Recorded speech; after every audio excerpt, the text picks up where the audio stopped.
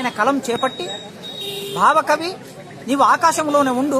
నీవు దిగిరాకు, కానీ నేనివ్వాల పతితులార భ్రష్టులార బాధా సర్ప దష్టులార ఏడవకండి ఏడవకండి వస్తున్నాయి వస్తున్నాయి జగన్నాథ రథచక్రాలు జగన్నాథుని రథచక్రాలు అని చెప్పి బాధితుల కోసం కలం పట్టిన శ్రీశ్రీ ఆ బాధితుల పక్షాన్ని నిలబడి రాశాడు. ఆయన అభ్యుదయ కవిగా ఆ కవిత్వాన్ని రాసి 70లో విప్లవ కవిగా మారిన తర్వాత ఈ దేశంలో మరో ప్రస్థానం, ఆనాడు మహాప్రస్థానం రాసిన కవి మరో ప్రస్థానం రాయవలసి వచ్చింది. ఆ మరో ప్రస్థానంలో 2 రెండ్లు 4 అన్నందుకు ఇవాళ ఈ దేశంలో గుండాలు గండాలు విసినటువంటి ఈ సీమలో న్యాయం అనేది అవిభాజ్యమైపోయింది గనక ఈ న్యాయం కోసం నేను కవిగా స్పందించవలసిన అవసరం ఉంది అని చెప్పి ఆయన మంట చేత మాట్లాడిస్తా, రక్తం చేత రాగాలాపన చేయిస్తా అని చెప్పి ఈ బీభత్స రథసారథనై ఈ నవభారత ఈ సంగ్రామంలో నేను నాయకత్వం వహిస్తానని ఆనాడు శ్రీశ్రీ ప్రకటించాడు. అయితే శ్రీశ్రీకైనా విప్లవ రచయితల సంఘానికైనా జీవధాతు ఏమిటంటే సుబ్బారావు పాణిగ్రహి. గొడ్డపాడు అనే గ్రామంలో ఒక గుడిలో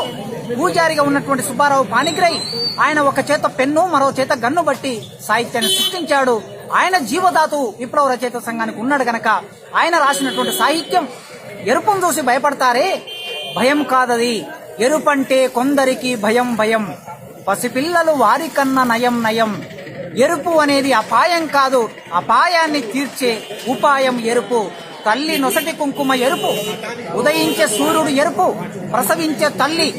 ఎరుపు, కనుక ఎరుపు అనేది ఎప్పుడైనా అపాయం వచ్చినప్పుడు ఉపాయాన్ని చూపించేది తప్ప ఎరుపు భయం కాదు అని ప్రకటించిన ఆ సుబ్బారావు పాణిగ్రహి ఇవాళ చాలా మంది పాడుకుంటున్నా, చాలా మంది చెబుతున్నా సందర్భంలో అరుణ పతాకం గురించి, ఎర్ర జెండా గురించి ఒక అద్భుతమైన పాట రాసి, ఓ అరుణ పతాకమా చే గునుమా రెడ్ సల్యో, ఓ అరుణ పతాకమా బాంబుల వర్షం కురిసిన బారుపి రంగులు రోగిన ఎత్తిన జెండా దించకోయ్ అరుణ పతాకకు జై జై జై జై, మన అరుణ పతాకకు జై అని ఆయన కవిత్వం రాసి జమ్ముకుల కథ ద్వారా విప్లవ సాహిత్యాన్ని ప్రచారం చేసిన సుబ్బారావు పాణిగ్రహి విరసానికి జీవదాతుగా ఉన్నాడు. Thank you sir, thank you.